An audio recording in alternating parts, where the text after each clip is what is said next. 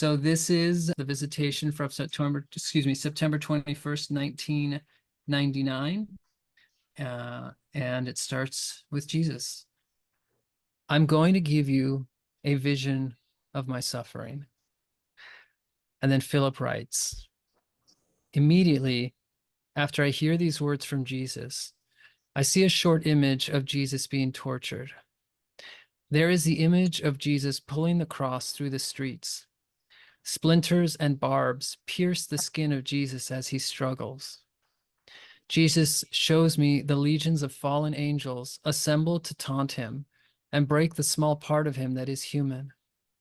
At the same time, I see there are good angels assigned to work with Jesus, and these angels also come. I see how the people are driven into a frenzy by the fallen angels as they enter the people around Jesus, the Romans, the Jews, and the simple people. Wherever there is a weakness, they enter and drive these people to inflict tortures on the body of Jesus. One reaches out with a knife and cuts the skin of our Lord. Another spits. Still others try to trip him. The crowd and the Romans become filled with bloodlust that intensifies as more blood flows from his wounds. It becomes a game to see who can make the most blood fall. I see the backbone of Jesus exposed, white and raw. It has been rubbed raw by the cross. Most of all, I see the tortures that Lucifer tries to inflict upon Jesus. The fallen angels attack the people who line the street and turn them into unfeeling monsters who revel at the sight of another's pain. I see these fallen angels taunt Jesus, saying, "Look at how easily we turn these people into monsters. We promise that we will do this to those who hear your name. We will win all of those that you came to save. These people came to pray for you, or because they heard about you and were curious if you were the one who could save them. Now they wound you. These people will wound you even more in the years to come. They will do unspeakable things because we will drive them to do this. You have lost, Son of God. We will win. We will fill them with rage, pride, and bloodlust. They will come in your name, and we will fill them with this. Imagine, Jesus, what it will be like when they do these unspeakable things in your name. Look at these people attack you. Look at their indifference to your suffering. We will make future generations do the same thing. They will come in your name, and we will turn them into us. The more they think they love you, the more we will attack them. We will take their spiritual pride and then turn them to us. O pathetic Son of God, you cannot win. This is the land of will, the land of original sin, and we rule here, not you. Feel the pain they inflict on you. You can suffer in silence, but do you think the people who receive this pain will suffer with the same grace? No, Son of God.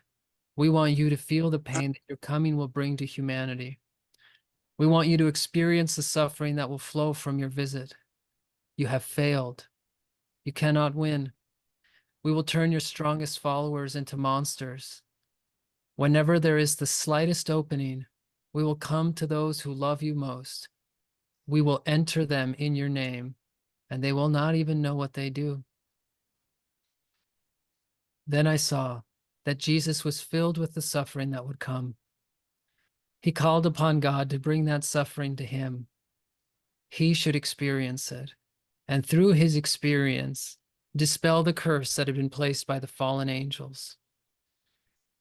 Jesus commands the angels who seek to protect him to let the people attack him. The people surge forward and are driven to throwing stones, poking with sticks and rods. With every torture, a fallen angel proclaims, "They will do this in your name." With every torture, Jesus refuses to look upon the act of torture, but instead reaches to the soul of the torturer and unites it with love. Every horrible person becomes the portal for love that will flow and forgive all who will be driven to do these things. Jesus has no anger. He sees the fallen angels turning people into monsters and knows that only divine love can restore them to what they were, and then only divine love can lift them to heaven. The pace of the tortures increases, and so does Jesus' love for these people and all who will follow. These people truly do not know what they are doing. They are just caught in a torture designed to break Jesus and make him leave the world in disgust. The apostles are shaken. They see the people turn, and they see Jesus suffering. How can the world be so wrong? Is it worth living in such a world? Jesus sees this break in the wall of faith of his apostles and prays for them. He tells the angels who seek to protect him to instead protect the apostles from being attacked by the same demons who drive the crowd to screams of pleasure at every suffering and drop of blood.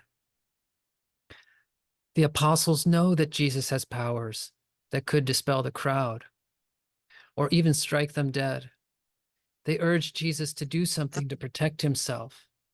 Instead, Jesus deliberately stops in front of a soldier who has a scourge and accepts a beating that causes blood to drop to the ground. This blood is special. During the Last Supper, Jesus had proclaimed the miracle of his blood as he distributed wine to his apostles. Now Jesus actively tries to leave a trail of blood on his path to the cross. This blood is to similarly purify the world. It consecrates and purifies, even as those who receive this purification break Jesus' body. Their tortures draw forth blood that will save and empower those who will do Jesus' work. So Jesus turns the worst act of torture into a blessing for the world. Not only does Jesus willingly accept the tortures, but he cooperates with them, wanting the blood to flow in an act of love that transforms the entire world. On the cross, Jesus is tortured beyond anything that happened before. The fallen angels fill him. They fill the remaining human part of him. He is shown images of what they will drive people to do to those who follow him, and also the things that they will drive Jesus' followers to do in his name.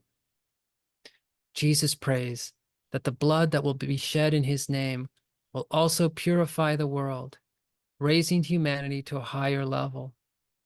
At that moment, when the fallen angels have driven a follower to either death or horrible actions, Jesus enters the body of the victim and becomes the blood that will flow. This was the fullness of his second promise of transubstantiation. It was his way to turn the tortures of the fallen angels into final acts of love. Father, forgive them, for they know not what they do, was more than forgiveness for the few who tortured his body that day. It was forgiveness for all who would later fall victim to the promises and the threats of the fallen angels. Blood and water flow from the wound in the side of Jesus when the lance of the Roman pierces his flesh. That side was the mystical heart of Jesus. The blood and water are rays of light that are the forces of creation for the entire world. Then Jesus speaks as I transcribe his words. Jesus, they are what I asked Sister Faustina to give the world. Philip writes, the Divine Mercy picture shows rays of blue, white, and red light flowing from Jesus' heart. Jesus, they are pure creation, and they will take all who see them above the bounds of this creation. They are the blood and the love I gave that day. They will enter all who pray before Sister Faustina's picture with both understanding and love. People of the world, our redemption is so close. It is so close that the fallen angels seek to make good on their threats. If you fill yourself with these rays of hope, love, and blood, then you will be beyond attack. You will gladden my heart. No, the closer you get to salvation, the more you will attract the fallen angels. Do not worry. My mother worries so much that she comes to warn you. Now she asks that I come and tell you that everything that is happening now and everything that will shortly happen are all things that I saw on that day of crucifixion. Do not worry. I took on your suffering. It came to me. If you feel suffering, you must know the great gift of my Father. All you have to do is remember the love and blood that flowed that day. The white of love will lift you from becoming one of the fallen angels. The red of blood will remind you that you have been anointed with the blood of God and that you cannot fail as long as you know that you have become the body of God's love, created by the gift of my blood. The blood that I gave then, and the blood that you receive every day when you take Mass or when you act with love to those who are afflicted with torments promised to me on that day. People, your souls are free. Come to me. In freedom, there is a choice. Come to me. Anything else is fantasy. There is only one reality, and that is the love of your Father. Live it, be it, take refuge in it. Know its power. Know that the hosts of hell will flee before love. So fill your day with acts of love. Small acts of love are as powerful as big acts. Love cannot be divided into big or small. Love is the reflection of my Father, and you cannot divide him into big or small. It is like trying to divide the waters of the ocean into parts. It cannot be done. In the same way that love cannot be divided, there is a bond of love between us that can never be broken. Just love a little, and you will soon reflect the whole of my Father. Then Philip writes, when the apparition is finished, I look at my hands, and the palms of my hands are bleeding. It is not a strong flow, more like a rash oozing blood. Did I rub my hands raw during the vision, or was this stigmata? I would not know until January 11th, 2013, when Jesus referred to stigmata reappearing on my hands. And it was not until the end of 2016, on the feast day of St. Stephen the Martyr, as I watched a television special on St. Francis of Assisi, that I remembered why I originally wondered if I had experienced the stigmata.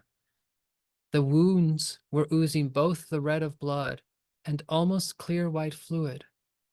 I had always thought that stigmata were only red with blood, but red and white were exactly what Jesus described, flowing from his wounds.